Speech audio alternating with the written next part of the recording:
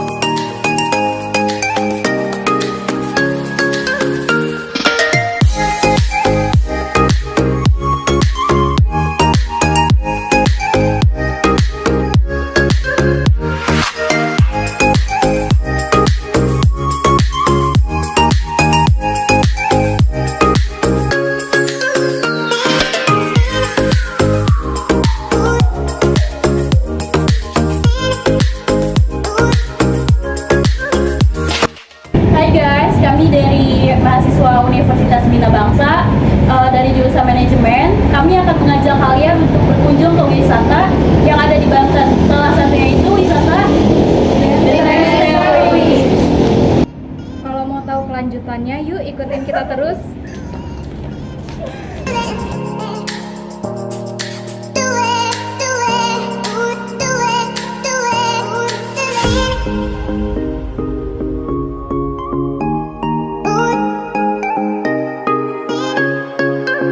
Nah, sekarang kita nih udah memasuki area Benteng Spelwi ya, dan di sini tuh banyak benteng-benteng yang mungkin bisa kita gali lebih dalam lagi sejarahnya kayak gimana. Kita lihat-lihat tuh sekitarnya kayak apa. Di sini tuh banyak sekali sejarah yang belum kita juga banyak sejarah-sejarah yang mungkin nanti bakal kita cari tahu lebih dalam. Yang mungkin kita mau nanya ke beberapa pengunjung biar kita lebih tahu mereka di sini kayak gimana, dan mungkin kita akan mencari tahu lebih lanjut tentang sejarah Benteng Spelwi.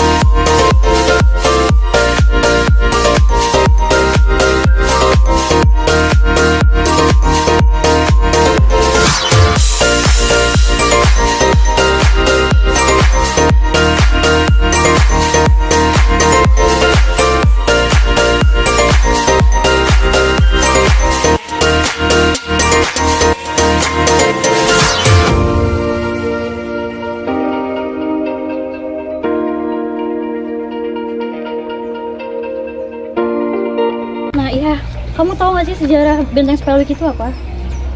Enggak tahu. Nah mungkin teman-teman juga banyak yang belum tahu tentang sejarah Benteng Spelwi ini. Mungkin di sini saya sama teman saya bakal ngejelasin sedikit ya, secara singkat Benteng Spellwith itu apa sejarahnya gitu. Dan Benteng Spellwith ini didirikan pada abad ke-17, lebih tepatnya ketika Abdul Nasar Abdul Qohar atau Sultan Haji berkuasa di Banten. Dan sementara nama Benteng Spellwith diambil dari nama Gubernur Jenderal Hindia Belanda ke-14 Cornelis Jansen Spelman. Dan mungkin teman-teman bisa lihat ya bentuk benteng-bentengnya kayak gimana yang Jadi, sejarah Benteng Spellwith, sebelum membangun Benteng Spellwith, di Kasemen, Belanda lebih dulu meminta izin kepada Sultan Haji. Dan Belanda mengaku akan Sultan Tirtayasa adalah ayah Sultan Haji yang terkenal sangat anti Belanda, berbeda dengan putranya. Pembangunan Benteng Spellwith dimulai pada 1681 dan selesai pada 1684. Kemudian mengalami perluasan pada 1731. Dalam mendirikan benteng, Hendrik Lokaszon Kardel dibantu oleh tenaga dari orang-orang Cina yang dibayar dengan rupiah sangat rendah. Walaupun kondisi bangunan Benteng Spellwith sudah tidak lagi utuh, benteng ini masih menyimpan cerita sejarah dan bisa dinikmati keindahannya. Ketika masuk, wisatawan langsung disambut luasnya benteng bernuansa Eropa ini. Dinding benteng yang dibangun sejak ratusan tahun yang lalu menambah kesan kuno pada bangunan ini. Dari atas, wisatawan dapat melihat adanya menara pengintai yang dahulu digunakan sebagai tempat untuk mengintai musuh yang datang dari laut. Wisatawan juga dapat menjelajahi ruang bawah tanah. Selain itu, ada juga sebuah bangunan dengan atap berbentuk langkung yang berada di sudut benteng yang dahulu difungsikan sebagai urusan finansial dan perdagangan pada masa FOC. Jadi, di sini ada benteng yang dibangun sejak ratusan tahun yang lalu, menambah kesan kuno pada bangunan ini. Dari atas, wisatawan dapat melihat adanya menara pengintai yang dahulu digunakan sebagai tempat untuk mengintai musuh yang datang dari laut. Nah, teman-teman, di sini juga ada taman yang suasananya tuh asri dan bersih ya, yang membuat para wisatawan di Benteng Spellwith ini bakal merasa semakin betah untuk berlibur di sini. Gimana menurut Kak Dina tentang taman di sini? Taman di sini selain udaranya asri, sejuk dan sepi juga, cocok untuk dijadikan tempat wisatawan setelah kita mengunjungi Benteng Spellwith. Nah, para wisatawan juga bisa menyewa seperti sepeda-sepedaan, Ya, seperti ada skuter, terus beca-becaan dan masih banyak lainnya.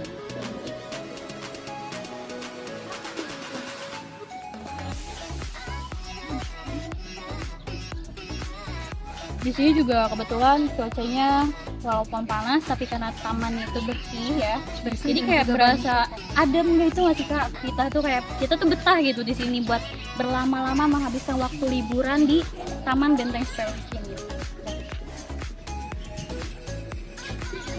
Nah, walaupun di sini tamannya itu bersih ya, kayak bersih jadi nyaman, tapi sayang di sini itu danaunya terlihat sangat tidak terurus gitu dan tercemar gitu ya. Mungkin buat pemerintah setempat atau orang-orang yang tahu tentang lokasi di sini bisa lebih menjaga ya kebersihan lingkungan di sini. Mungkin tidak membuang sampah ke danau ini, atau ya ibaratnya bisa menjaga kebersihan agar tamannya pun enak gitu ya buat dipandang gitu. Pemerintah juga perlu memperhatikan kondisi danau di sini untuk membersihkan dan meminta aparat penduduk yang lainnya untuk membantu membersihkan serta masyarakat, dan juga masyarakat harus saling peduli tentang kebersihan lingkungan yang ada di danau Benteng Spellwith ini.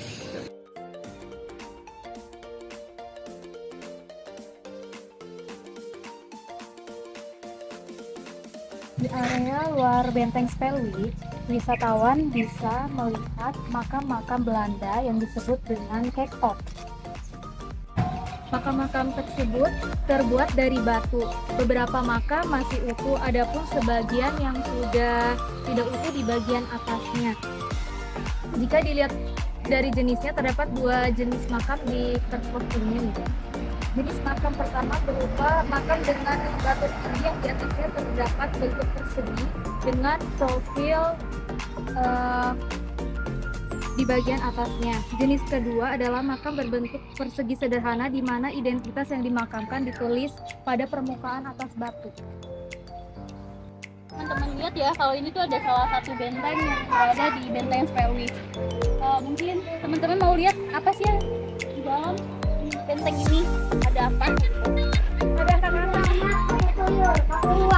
Nah, teman-teman bisa lihat kalau di bawahnya ini terdapat beberapa terowongan yang mungkin di bawahnya terdapat pintu keluar yang menuju keluar dari benteng Spellwick. Di sini kita mau nanya-nanya nih sama kakak-kakak pengunjung di sini. Boleh perkenalkan namanya Kak? Nama saya Elvia. Nama kakaknya? Nama saya Afifa. Saya Resti. Nama saya Muhammad Aji. Nah, saya mau nanya nih pendapat kakak tentang wisata ini tuh di sini kayak gimana sih? Dari aku dulu. Iya, boleh dari kakak aja. Oh, dari aku wisata di sini nih sangat bagus ya. Sangat menjadi fasilitas di Banten khususnya untuk daerah Serang. Cuma mungkin untuk masukannya lebih diperbanyak lagi seperti pendopo dan lain sebagainya, karena kan di sini kita tahu banyak sekali orang-orang yang berjualan, terus juga ada orang dari wisatawan entah itu dari luar kota atau bahkan luar provinsi. Alangkah baiknya kalau disediakan fasilitas seperti pendopo dan ruangan untuk beristirahat dan lain sebagainya. Terima kasih Kak. Saya tempat sini sangat menarik, strategis letaknya dekat Banten Lama. Mungkin masukan dari saya, setiap pengunjung harus membersihkan banyak sampah gitu. Jadi harus menyediakan trash bag atau kantong plastik gitu, karena masih banyak di sini sampah-sampah yang berserakan. Terima kasih. Kalau menurut saya, karena saya dulu tahu dulu bagaimana dan sekarang bagaimana, jauh banget perbandingannya. Sedangkan dulu itu semuanya masih rumput-rumput, nggak ada yang namanya batako. Sebenarnya sama sih kayak tadi, fasilitas untuk beristirahat masih kurang, terus sampah-sampah masih berserakan. Mungkin itu kesadaran dari setiap pengunjungnya masing-masing. Kakaknya ada masukan lain? Untuk saya mungkin karena saya baru pertama kali ya ke sini, jadi belum tahu semuanya. Kalau menurut saya tempatnya bagus untuk wisata sama keluarga atau teman-teman. Cuma mungkin ya karena kurang tempat duduk ya, sambil kita lihat duduknya gimana pada berdiri gitu.